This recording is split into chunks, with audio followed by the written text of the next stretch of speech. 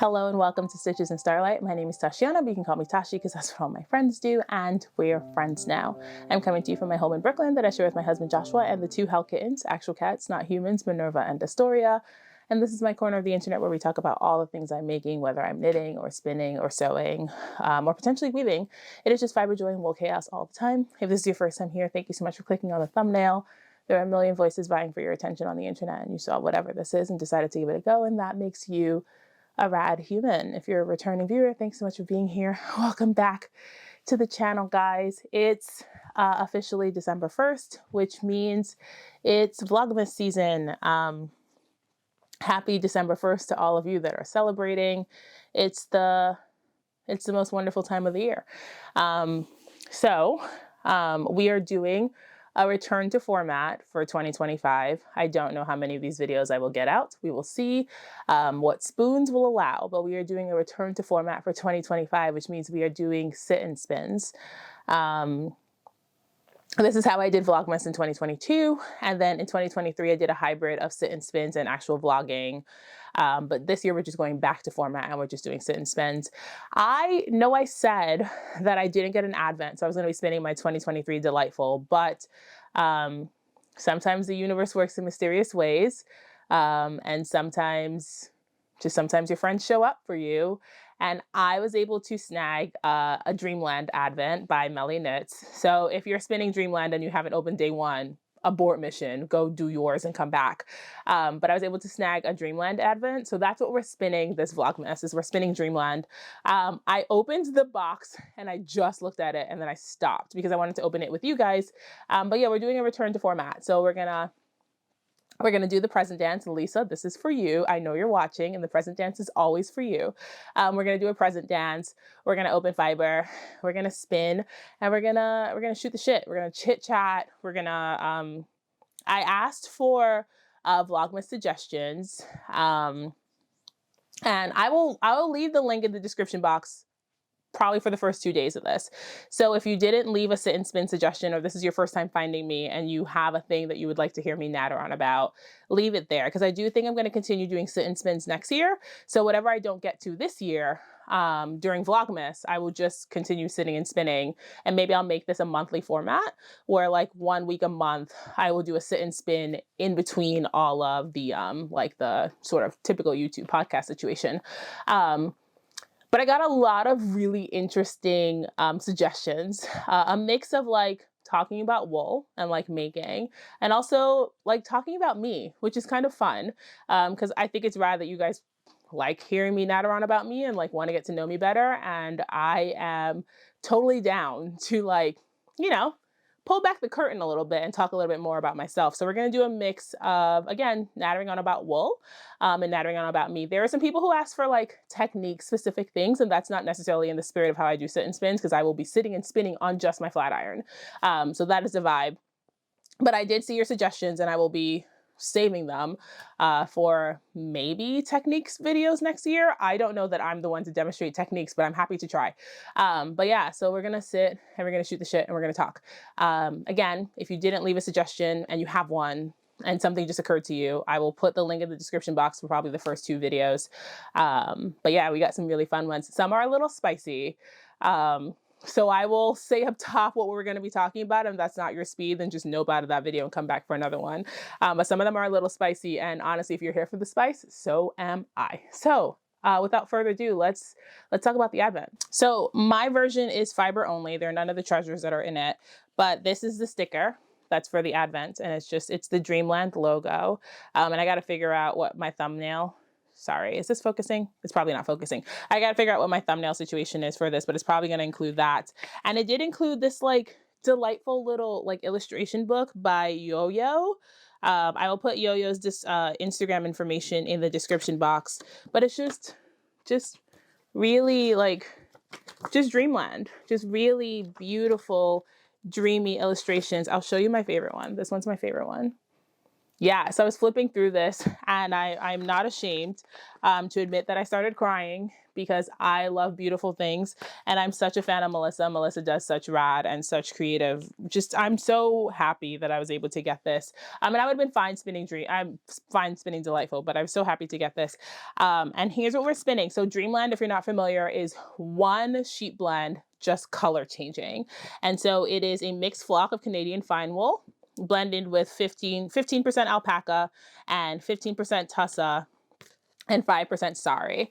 And here is, well, there's white wool here. You can't really see it against the white card, but there's a dark wool and there's a white wool, and that's what we're spinning. So I'm going to pull out day one. We're going to do the present dance. And we're going to get going. So Dreamland is 12 days, 25 grams, so 300 grams. And the idea was they are sort of cohesive so that you can knit a project. And the project was designed by, is it Katie? Songbird Handmade, and it is a shawl. And I'm probably going to spin this, chain ply my yarn, and knit that shawl. I think that's what I'm going to do. I have no idea what I'm going to do, but I think the plan is I trust Melissa and I trust her vision implicitly. I'm probably going to chain ply my yarn into whatever gradient situation she has come up with for us and knit that shawl. But here is day one in a fun little gold package. We do the present dance.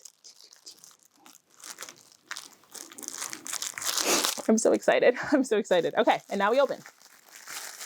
So, excuse the crinkling, but I'm opening a present. And so sometimes presents have crinkling. Oh, shut up.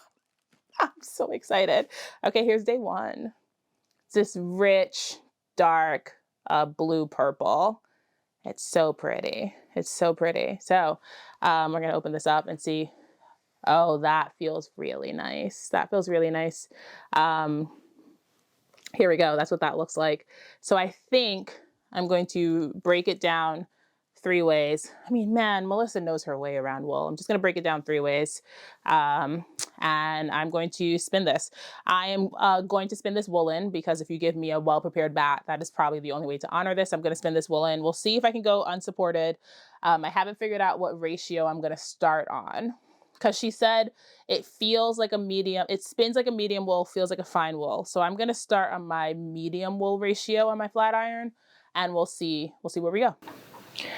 All right, so I've gotten my wheel nice and oiled. I took it apart. I oiled my maiden. I hit my flyer. I hit all the moving parts with oil. And as expected, this drafts like a dream.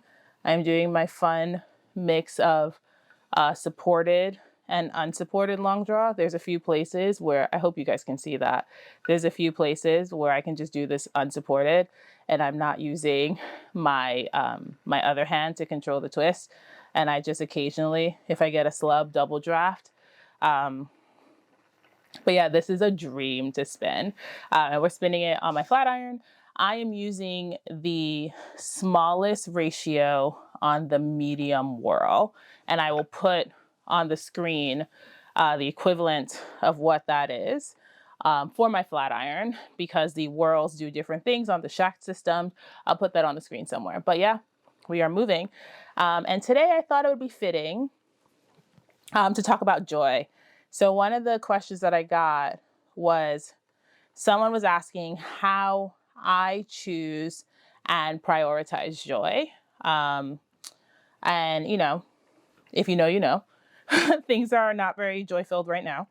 And I firmly believe that joy is a thing that you make. Sometimes it shows up in your life in really unexpected ways. But I also believe that it is a thing that you look for and a thing that you make and a thing that you have to chase. And since I talk a lot about chasing joy, this person asked how I do that. And I figured, since it is the 1st of December and we are fully in the season of starlight, the season of starlight is what I call from my birthday to midwinter. That is the season of starlight. I mean, obviously your mileage might vary, but that's what I call the season of starlight. So from November 11th, which is my birthday, to the winter solstice, which is typically the 21st or the 22nd, somewhere around there. That's the season of starlight. And since we're firmly in the season of starlight, where, you know, the days are getting shorter and the nights are getting longer, joy feels like it's kind of hard to find, and it feels like it's like, you know, few and far between. So I thought we'd talk about joy. So one of my favorite things to do when it feels really dark is this. So I used to be a scrapbooker, and I say used to, that's very tongue in cheek because I still do intend to go back to it. I am not scrapbooking right now. So I do say I used to be a scrapbooker with full intention to go back. But one of my favorite exercises to journal in my scrapbook, and I did it fairly often, was something from the five senses. So I would pick a theme and I would talk about it from the five senses. And one of the ones that I came back to over and over is joy from the five senses. Because I think one of my favorite things to do is to look for all the ways the mundane can be magical. I think it's really easy to miss all of the ways that mundanity and routine can have magic, right? Like, people talk about like everyday magic and blah, blah, blah. But I think there's something to be said for making space for everyday magic and for everyday wonder and for like looking for it. And so one of my favorite approaches is to look at a thing from the five senses. And I found myself doing that this morning because I was trying to find space for joy. Joshua and I put up our Christmas tree. We haven't had a Christmas tree in the last the last time we put up a Christmas tree in our apartment was 2021. And a lot of that was just because I was not in a good place and it didn't feel like joy felt manufactured. And I didn't feel like I had space or room for it in our home in December. So we just didn't put up the tree. And Friday, I was like, nah, I think I'll put the tree this year, right? Like I'm desperate for joy. I'm desperate for cozy. I'm desperate for joy. I'm desperate for something that feels good because things don't feel great right now. So we put up the tree and I got up this morning and before work, I plugged it in and I sat by it. And I did my five senses exercise. So what does joy look like right now? What does it sound like? What does it taste like? What does it smell like? And what does it feel like? So right now, joy looks like one of my favorite ornaments on the tree is a polar bear that Joshua bought me a few years ago. So right now, just looking at the Christmas tree, joy looks like that polar bear ornament that Joshua bought me the first year we had gotten married. And that's what it looks like. And right now, joy sounds like the chattering of my wheel, because even though I've oiled it, there's still whirring and there's still like little bits of noise that it makes. And that's what it sounds like. Joy smells like the candle that I have burning. It's one of my favorites. It was a gift from one of my dear friends. And we have learned that I'm a creature of routine. And so she gives me the same candles over and over. Joy, I don't know that I have a taste for joy right now because I'm like not eating anything.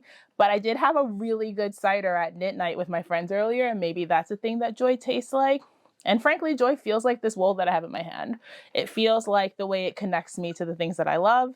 It feels like the way it strings my life together. And it feels like all the ways that wool continues to show up for me when I'm in like really deep, dark places.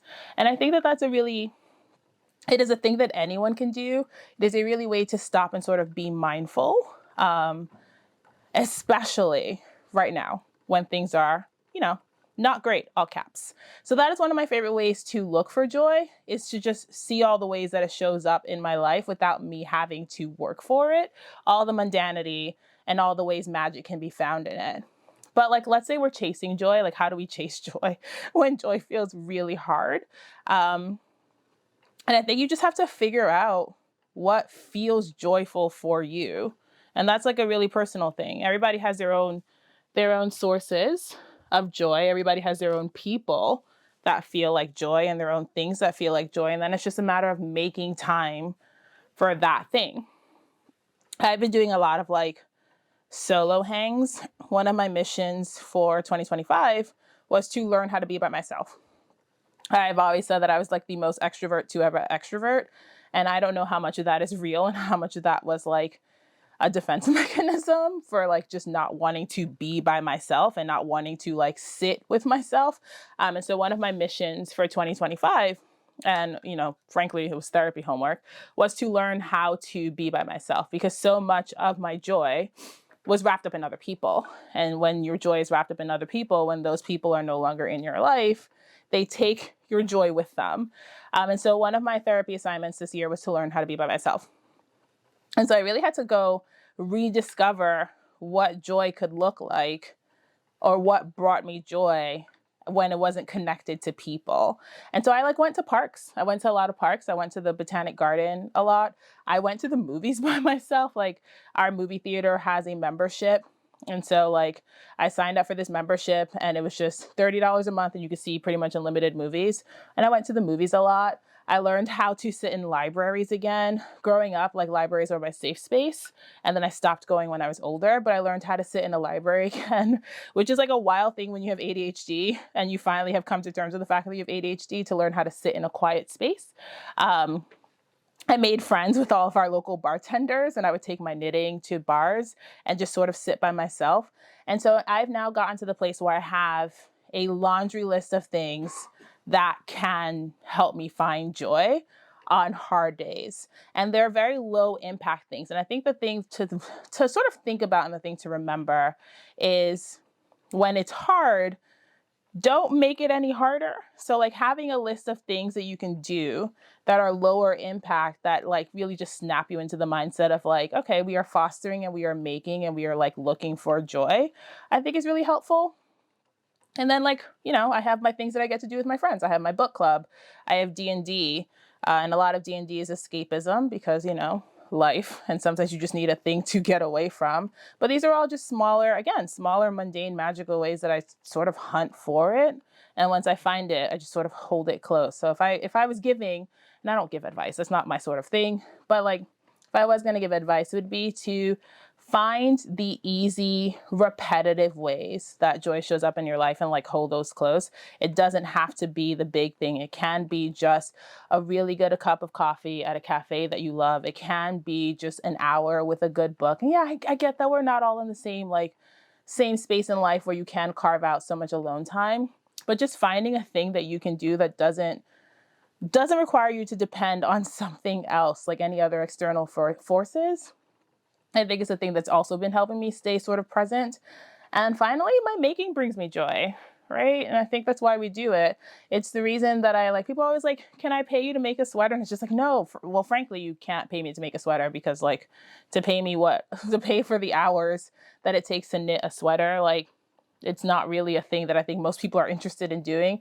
But frankly, I don't want to turn, and this is my own personal journeys, I don't want to turn my hobby into work, because this needs to remain joyful for me and it needs to remain joy filled. And I find once we start putting obligations on things, for me, and I can only speak for me, and once we start putting obligations on things, it stops feeling joy filled and it starts feeling like work. And I need this labor to feel like joy. And the way that my making stays joy filled is it stays spontaneous. Like I don't make big plans. My plans are always loosey-goosey with tons of like space and room to pivot. I find that if I make plans that are too concrete and I don't leave myself room for spontaneity, then it starts again to feel like work. And listen, this is labor, right? Like it's crafty labor, but it is still labor and it is still work. But I leave myself plenty of space and room for life to surprise me. And I think that's literally how I keep it fun. I'm constantly looking for something new to learn. I'm looking for all the ways that like wool and the people that wool has brought into my life like add joy and enrich it. I'm like, oh, you want to do a buddy knit? Sure. You want to do a buddy spin? Sure. I'm a serial starter.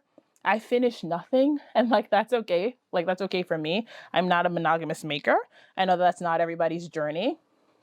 But I love starting a new project and I leave myself open. I just give myself lots of space and room to chase joy because, again, sometimes it's hard to find. So I leave space and I leave room and I make connections. And sometimes I literally roll a D20 when I have so many projects on the needles that I can't decide what I want to work on. I roll a D20 and I pick a thing.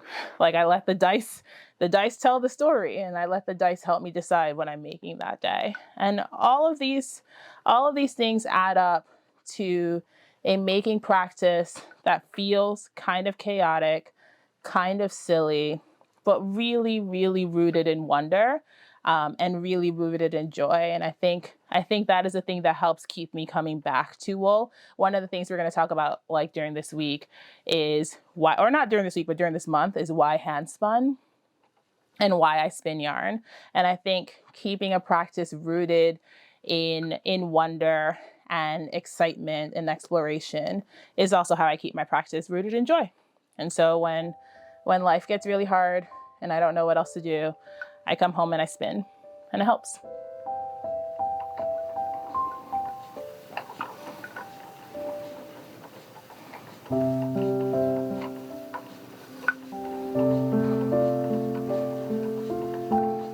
So that's it for me, guys. That's it for day one. I hope you enjoyed spending the last 20 or so odd minutes with me. These are gonna be, you know, pretty short, pretty brief to help keep them accessible, and keep this rooted in joy and keep this a practice that I can keep coming back to. But I hope you enjoyed hanging out with me. If you have your own Advents, I hope you enjoyed opening it and seeing whatever that maker came up with. And I will see you, hopefully, for day two. But till then, thank you so much. I love you. Go make something fun today.